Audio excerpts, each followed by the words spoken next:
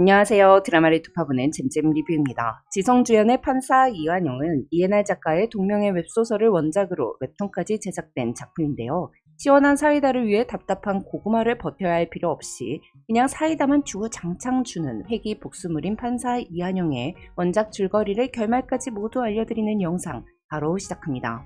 어린 시절 한 스님으로부터 죽었다 깨어나서 나라를 뒤집어 엎을 상이라는 말을 들었던 판사 이완영은 대한민국 최고 기업 S그룹의 주인인 장태식의 재판을 맡게 되는데요. 이 세상에 돈으로 못하는 게 있다면 그건 돈이 부족해서라고 생각하는 장태식은 대법원장인 강신진에게 오랜 세월 뇌물을 주며 법 위에서 살았습니다. 이에 동료 판사인 김윤혁은 한영에게 죽고 싶지 않다면 그냥 집행유예를 때리라고 충고를 하지만 이한영은 지금까지는 위로 올라오기 위해 다른 사람을 제물로 썼어도 힘이 있는 지금부터라도 속죄하는 마음으로 살아야 한다며 탈사, 횡령, 재산 해외 은닉 등의 혐의로 기소된 장태식에게 징역 15년 및 벌금 180억 원을 선고하죠. 그리고 한 달 후 장태식에게 뇌물을 받아왔던 대법원장 강신진은 자신을 따르지 않은 이한영에게 살인 및 재판 청탁, 뇌물 수수 혐의를 씌워 피고인석에 앉힙니다. 거기다가 정략 결혼으로 한영의 아내가 된 해날로펌의 막내딸 유세희가 검찰 측 증인으로 나와 이한영이 재판 청탁을 수락한 대가로 10억 원을 받았다고 거짓 증언을 해버려요. 이후 동료 판사인 김윤혁은 구치소에 수감되어 있는 한영에게 소주랑 청산가리를 주면서 어머니를 살리고 싶다면 죽으라고 종용하죠. 강신진은 이한영이 다가오는 결심 공판의 압박을 이기지 못하고 구치소에서 탈출한 후 인근 야산에서 청산가리를 먹고 스스로 목숨을 끊는다는 시나리오를 이미 써놨던 건데요. 예스그룹의 장태식 사전에 재판을 담당했던 김진아 검사도 자택에서 시신으로 발견되었고요. 그렇게 옳은 판결을 내린 것에 대한 대가로 비참한 죽음을 맞게 된 한영은 20년 전 단독 판사 시절로 회귀합니다. 한영은 다시 시작한 삶에서 김윤혁과 강신진, 장태식을 반드시 심판하겠다고 다짐하죠. 회귀한 한영은 단독 판사로 처음 재판했던 피고인 김상진 건을 마주하게 되는데요. 과거 한영은 배고파서 도둑질을 했다는 김상진의 변명과 감정파리에 속아 집행유예를 때렸으나 8년 뒤 살인 현장에서 체포된 김상진의 집 냉장고에 토막난 시신들이 보관되어 있어 그가 연쇄살인마라는 게 밝혀지고 곤욕을 치렀습니다. 특히 김상진이 집행유예로 풀려난 후 9살 어린애를 포함해 2명을 더 살해했기에 한영은 심적으로 더 괴로웠죠. 거기다가 살인마 김상진의 재판을 맡은 김윤혁은 희대의 명판결로 법조계 스타가 되어 출세가도를 달렸었는데요. 이에 한영은 김윤혁의 출세길을 끊고 과거 자신의 잘못된 판결을 정정하기 위해 김상진이 단순 절도범이 아닌 연쇄살인마라는 걸 밝히고자 하고 김상진 사건 담당 검사인 박철호와 함께 김상진의 집에 몰래 잠입하여 김치냉장고 안에 있는 토막 시신을 찾습니다. 이후 전생에서 융통성 제로의 철저한 원칙론자라 출세 라인에 서지 못한 박철우는 한영의 든든한 조력자가 되는데요. 한편 언론이 연쇄살인범을 잡은 천재판사 이한영을 보도하자 한영은 사법부의 백호라고 불리는 정의파 백이석 법원장의 눈에 들게 됩니다. 백이석은 강신진과 대척점에 있는 올곧은 법관이기에 한영은 강신진을 치기 위해서는 백이석의 힘이 필요하다고 여겼습니다. 한편 백이석은 이한영을 사냥개로 키울지 애완견으로 키울지 아니면 잠시 이용해 먹다 버릴지 그 그릇 크기를 가늠해보고 싶었기에 한영에게 서로의 주장이 첨예하게 대립되어 결론을 내기 어려운 살인사건을 던져주는데요. 한영이 맡은 건은 치정에 의한 살인사건으로 검찰은 남자친구인 박혁준이 여자친구 명의로 사망보험 12건을 가입하고 보험금을 타기 위해 여자친구 김선희를 죽였다고 주장하고 있었습니다. 하지만 전생에서 담당 판사는 남자친구에게 무죄를 선고했죠. 하지만 몇 년 후 판결이 완전히 뒤집혀 버렸고 조용히 대법관에 오르기를 기다리던 백이석 법원장의 분노는 폭발했었어요. 사실 범인은 남자친구인 박혁준과 그의 내연녀이자 죽은 김선희의 사촌인 김가영이었는데요.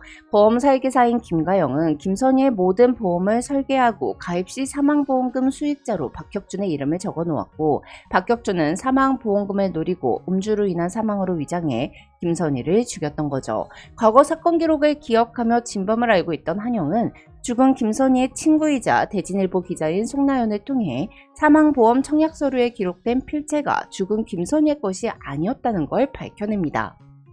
그렇게 한영이 어려운 사건을 판결하자 백이석 법원장은 한영의 직속 상관인 임정식 수석부장판사와 함께 이한영의 우산이 되어주기로 결심하는데요. 사실 이 바닥은 무엇보다 출신이 중요한데 한영은 지방대 출신의 부모님이 고물상을 하고 있어 라인이 없었거든요. 한편 이한영은 전생에서 백이석 법원장이 대법관으로 취임하자마자 사법부에 부는 거센 태풍을 이기지 못한 채 짧은 이력으로 대법원을 떠나게 된다는 걸 알고 있었기에 백이석의 사냥개가 되고 싶은 마음은 없었습니다. 오히려 백이석에게 먹이를 주는 존재가 되고 싶었죠. 그러던 중 한강병원 병원장의 집이 털리고 경비로 일하는 송나영 기자의 아버지가 범인으로 몰리는 사건이 발생하는데요. 한영은 전생에 진범이 훔쳐간 물건 중에 거물급 인사들의 병역비리 장부가 있었다는 걸 기억해내고 병역비리 장부를 손에 넣어 백이석 법원장에게 넘기기로 결심합니다. 한영을 도운 건 고등학교 때 친구인 석종호였는데요. 과거 홀어머니를 두고 군복무 중이었던 석종호 대신 한영이 1차 사법시험을 포기하고 쓰러진 정호의 어머니를 병원으로 모시고 간 이후로 정호는 한영의 부탁을 모두 들어주기로 결심했었습니다. 뒷골목 사람들과 친분이 있는 석정호는 장부를 거래하는 지인의 도움으로 장부를 찾아버립니다. 장부에는 백이석의 경쟁자인 차기 대법관 후보의 아들 병역비리가 적혀 있었는데요. 이에 한영은 백이석에게 고물상을 하는 어머니 덕분에 우연히 장부를 찾게 됐다며 확인사살은 끝났으니 밟고 가라고 말하죠. 그렇게 경쟁자는 대법관 후보에서 낙마하고 백이석이 대법관이 됩니다.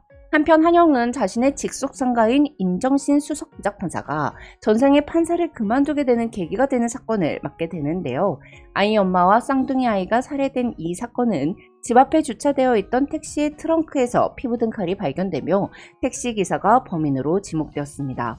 전생에는 임정식이 택시기사에게 사형 선고를 내린 후 택시기사가 스스로 목숨을 끊었고 그 죽은 여자의 절친 한수아가 진범으로 밝혀지면서 임정식은 죄책감에 판사를 그만두었죠. 한영은 진범인 한수아가 스토커에게 시달리고 있었다는 점을 파악하고 박철우 검사에게 협조 요청을 해 스토커를 잡아 증인으로 세웠습니다. 스토커는 한수아를 따라다니며 몰래 영상을 찍었었는데 택시 트렁크에 한수아가 칼을 놓는 장면이 딱 찍혀 있었거든요. 이렇게 진범이 밝혀지면서 임정식 수석부장 판사는 옷을 안 벗고 판사 일을 계속할 수 있게 됩니다. 이후 대법관이 된 백이석은 임정식과 이한영을 충남지법에서 서울중앙지법으로 올리는데요. 또한 박철우 검사도 부장으로 진급해서 중앙지검으로 발령받죠. 한편 한영은 백이석과 임정식, 박철우 등 자신의 사람을 끌어올리고 지켜주면서 자신의 인생을 망가뜨린 사람들을 하나씩 밟아가기 시작하는데요. 일단 한영은 김윤혁이 충남지법에 있을 때부터 서울중앙지법에 있는 김진한 판사와 주기적으로 연락하고 있다는 걸 알아냈습니다. 김진한은 미래의 대법원장이 되는 강신진 수석부장의 오른팔로 강신진이 가진 막대한 비자금과 강력한 영향력 아래에서 2인자의 길을 택한 인물인데요. 한편 한영이 굵직한 사건들을 해결해 나가자 강신진은 초짜 판사인데 눈구렁이 100만 마리는 들어앉아 있는 것 같은 한영을 좋게 봤고 한영에게 쓰레기를 비우는 방법은 쓰레기통을 뒤집는 것뿐이니 나와 함께 세상을 뒤집어 보자며 자신들의 비밀 사조직에 들어오지 않겠냐고 제안합니다.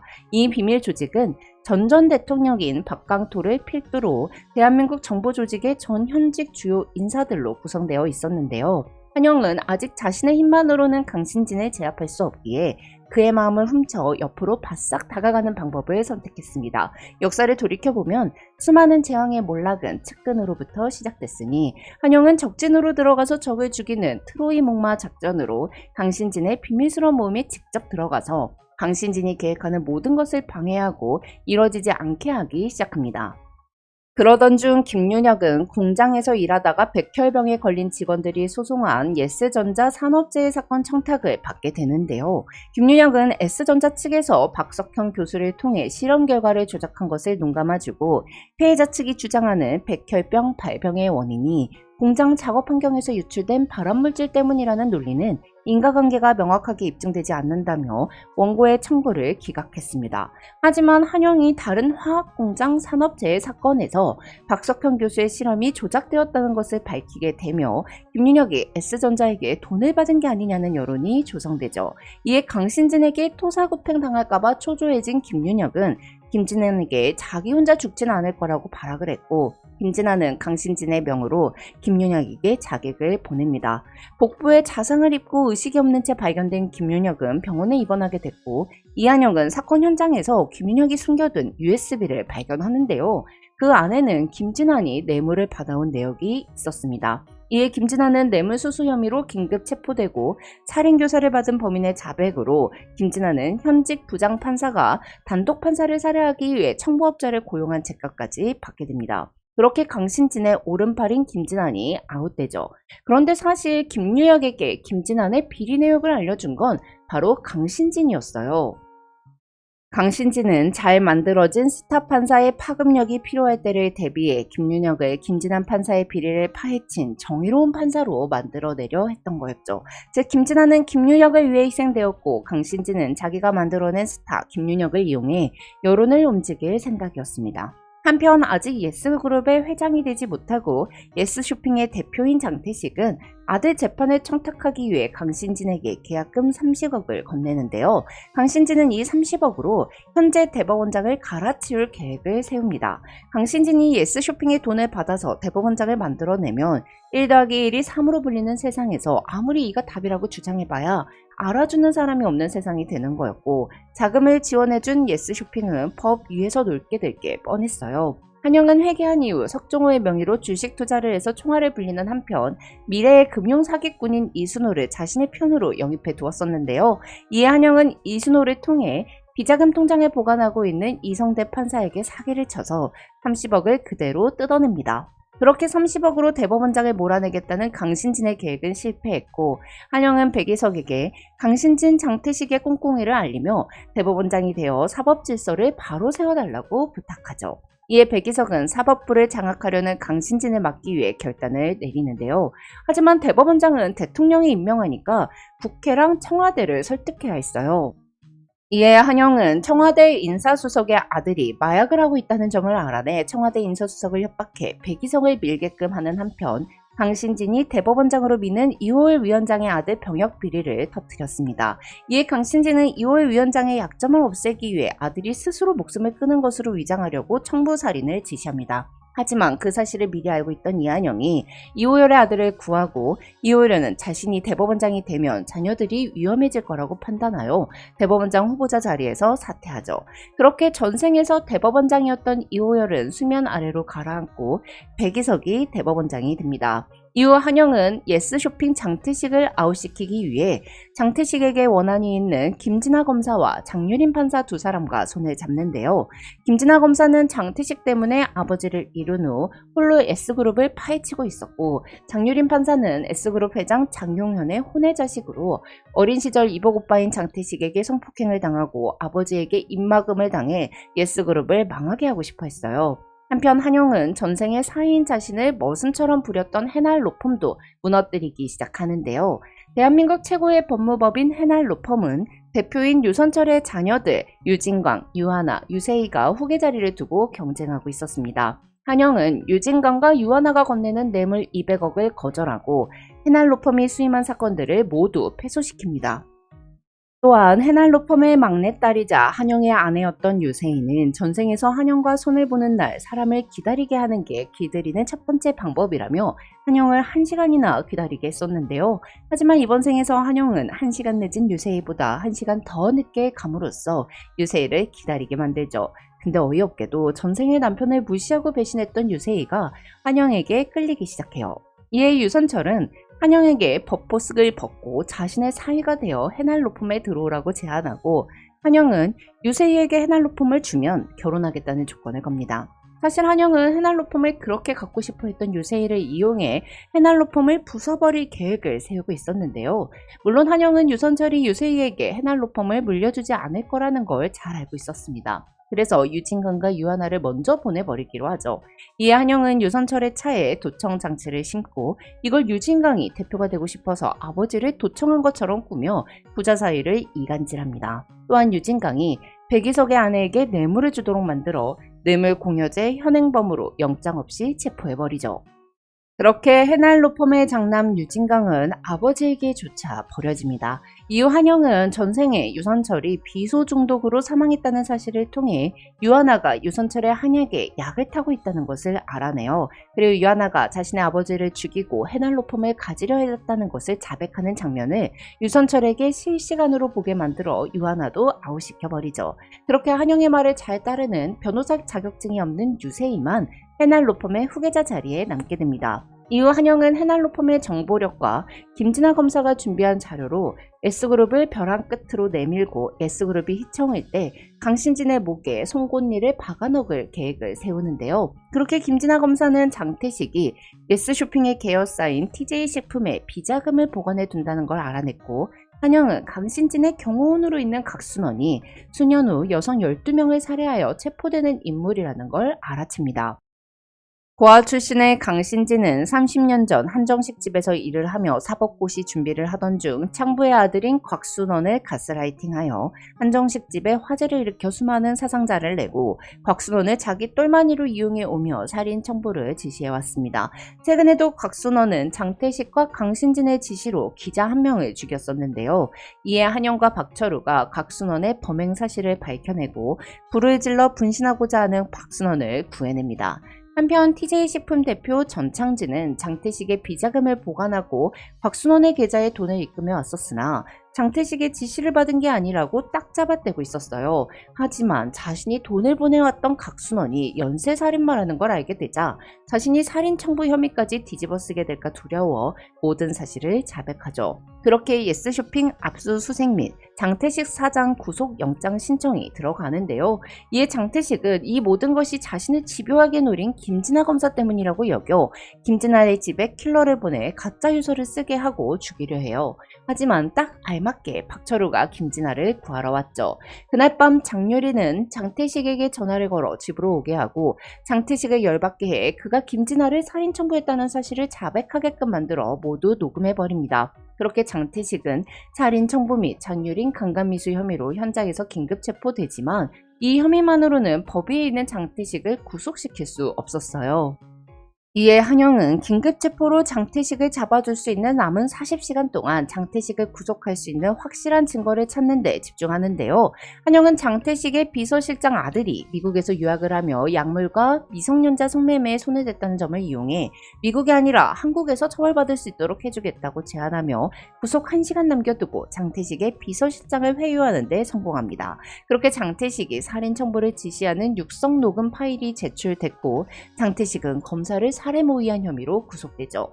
한편 장태식은 강신진의 자문을 받아 제2금융권인 정다운은행을 차명으로 매수한 뒤 높은 이자 상품을 미끼로 서민들을 유인했고 제로금리로 대출을 받아 회수를 인사하고 땅을 사며 자산을 키웠습니다. 또한 이 은행을 통해 대포통장을 만들어냈으며 돈이 모자라 예금과 적금을 서민들에게 돌려줄 수 없을 때가 되며 간단히 파산할 생각을 하고 있었죠. 어차피 차명이고 서민들의 돈이니까 미안한 마음 따윈 없었어요. 또한 이 은행을 통해 대포통장을 만들어 곽순원을 포함해 강신진이 관리하는 사람들에게 매달 용돈을 지급하고 있었는데요.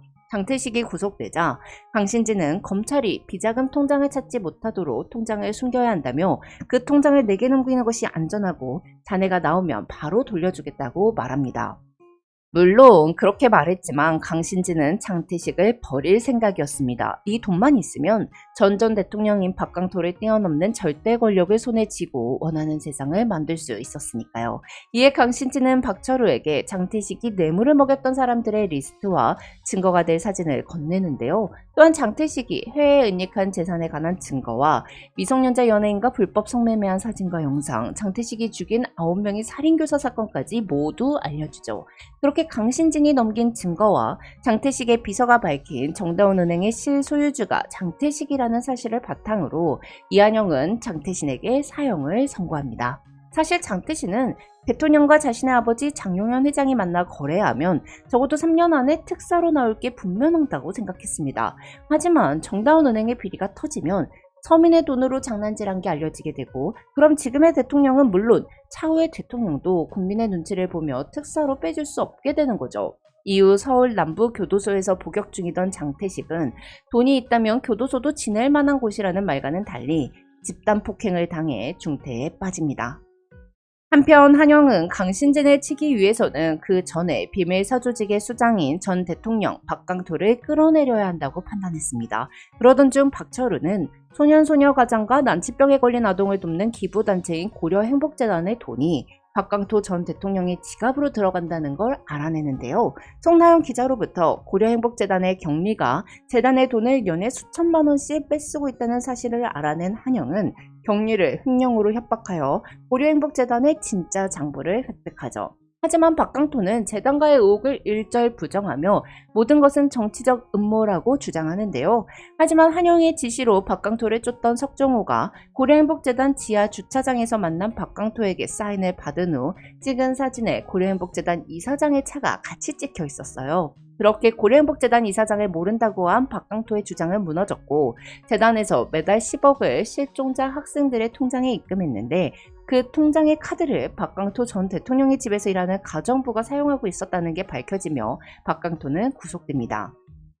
이후 모임의 상석 자리에는 강신진이 앉았습니다. 사실 강신진에게 박강토가 구속된 건 어떤 노력도 하지 않고 자연스레 그 권력을 흡수할 수 있는 기회였어요. 이후 강신진은 중앙지방법원장에 취임하게 되고 김윤혁이 비리판사를 발굴한 영웅이 되어 법원에 복귀하죠.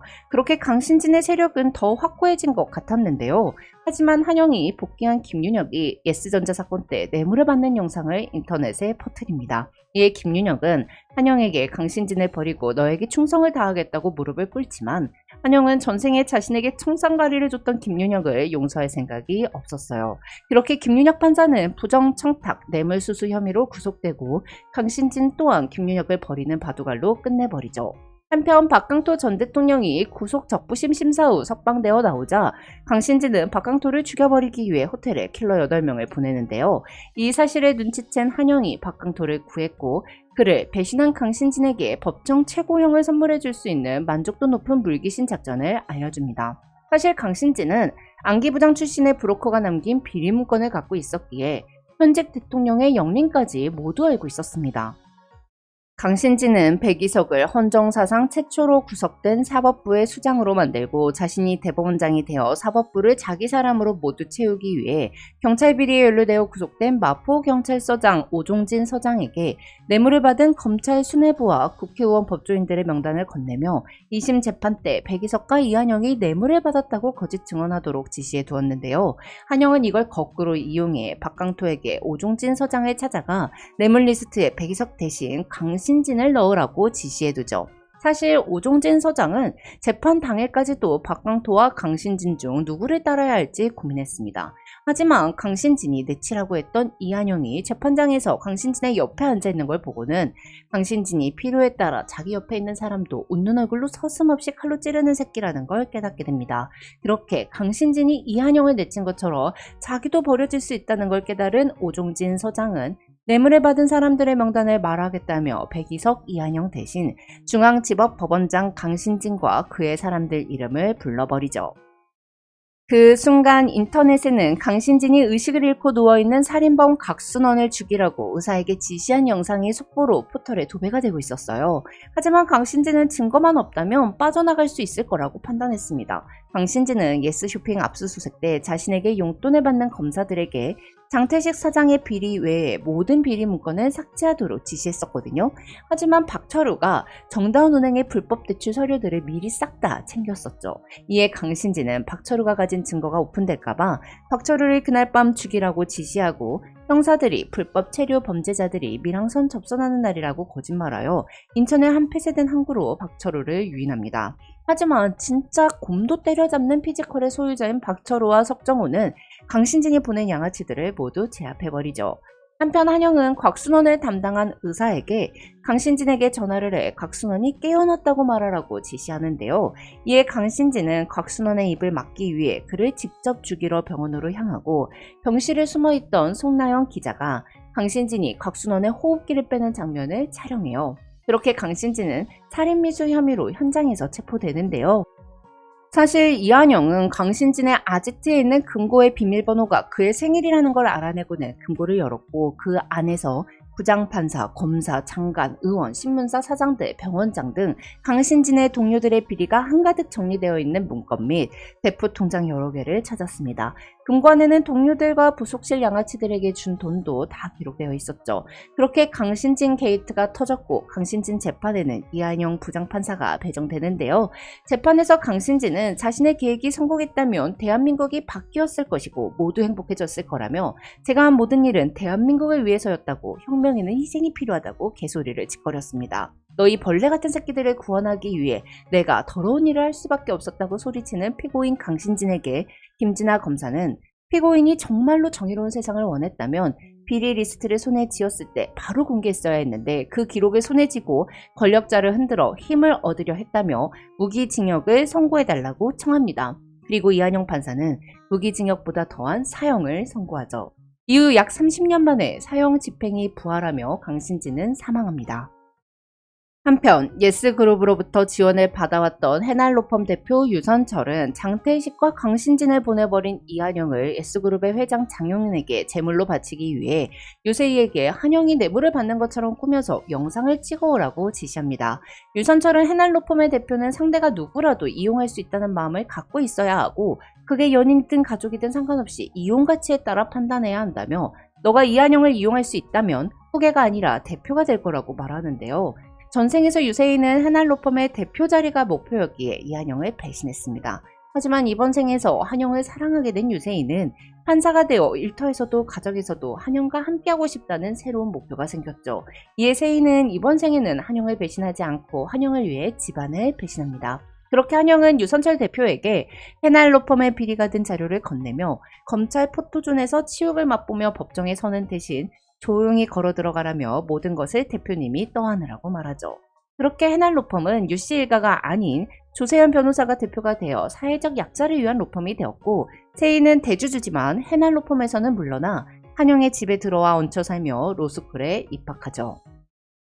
사실 그동안 한영은 지금까지 유세희가 전생과는 다르다는 생각만 하고 있었습니다. 그런데 집으로 돌아온 자신을 반겨주는 한영을 보며 문득 그녀와 함께하고 싶다는 생각이 들었어요. 그녀와 결혼하면 행복해질 것만 같았죠. 그렇게 한영은 변한 세희에게 프로포즈를 합니다. 이후 이한영은 작은 언론사를 하나 만들고 송나연을 대표로 세웠습니다. 또한 그동안 송나연은 위험에 처할 때마다 그녀를 구해준 석정우와 연인 사이가 되죠. 한편 유배 확정이었던 박철우는 대법원장 백이석이 박철우를 유배 보낸다면 검찰에 대한 불신이 더욱 커질 거라며 하버드에서 공부하다가 정권이 바뀌면 돌아오라고 해외 연수를 가게 되는데요. 돌아오면 주요 보직은 따놓은 당상이었고요. 이후 미국으로 떠나기 전 박철우는 김진아 검사와 데이트를 하고 미국에서 돌아오면 청혼을 하겠다고 말하죠. 그렇게 작품은 해피엔딩으로 끝나는 것 같아 보였지만 세상에 나쁜 놈은 여전히 많았고 법꾸라지 또한 많았습니다. 이에 한영은 여전히 옳은 판결을 내리는 판사가 되겠다고 결심하며 작품은 끝이 납니다. 지금까지 잼잼 리뷰였습니다. 감사합니다.